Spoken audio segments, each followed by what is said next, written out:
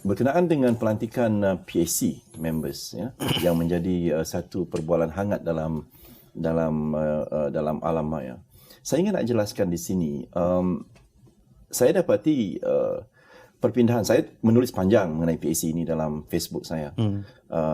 Dan saya dapati bahawa kita tidak berlaku adil, sebab mereka yang dilantik itu, 4 orang itu, Madius Tangau, Datuk Madius Tangau, Datuk Rizal Marikan, Datuk Johari Abdul, Nur Jazlan, dan juga Datuk Mas Emeriati itu. Mereka mempunyai kelayakannya tersendiri. Madius Tangau adalah Presiden Parti APCO.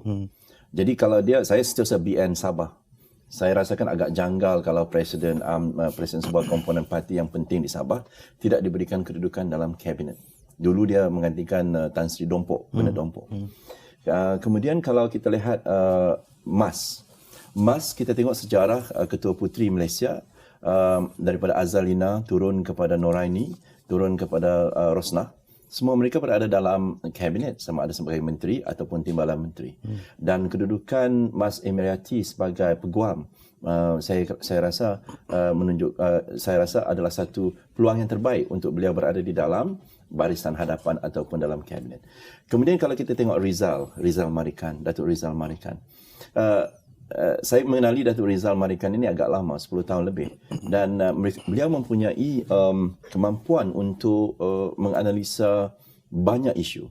Sama ada kita bercerita tentang politik UMNO, keuangan, politik, ekonomi, sosial. Dan beliau mempunyai kemampuan untuk bercakap dalam bahasa Arab. Dan bila kita perlukan seorang timbalan menteri luar negeri yang boleh kita fokuskan untuk Timur Tengah, sebab kita mempunyai kedudukan strategik geopolitik di situ yang penting, maka kita perlukan seorang yang boleh bertutur dalam bahasa Arab. Kemudian kita pergi kepada yang paling kontroversi, iaitu Datuk Nur Jazlan. Saya telah tulis dalam artikel saya mengatakan, kalau saya melihat, ini pandangan saya, ini bukan apa yang dikata kepada saya. Tapi kalau saya melihat Datuk Nur Jazlan, dia menjadi ahli parlimen pada tahun 2004. Okey.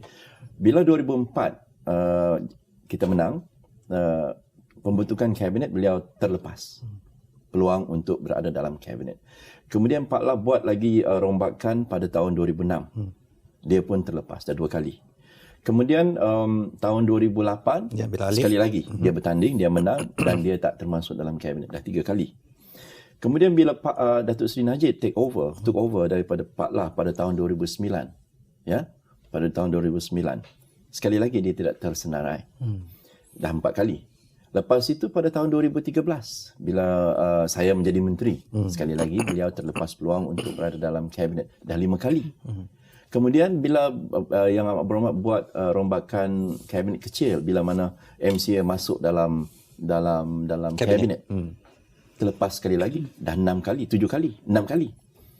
Dan yang ini, apakah kita sentiasa menidakkan beliau sebagai seorang ahli parlimen kerana beliau mempunyai penyokong, mempunyai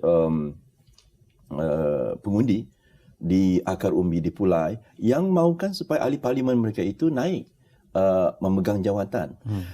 Dan setiap ahli parlimen, tidak ada yang lebih membanggakan setiap ahli parlimen ialah untuk berkhidmat kepada rakyat dan negara melalui pelantikan dalam kabinet. Let's face it, every member of parliament would love to be in the cabinet. Baik. Okey, sekejap. Dan lepas itu, kalau dia tidak dapat dimasukkan sekali ini, dia akan tunggu 3 tahun lagi. Iaitu pada tahun 2018.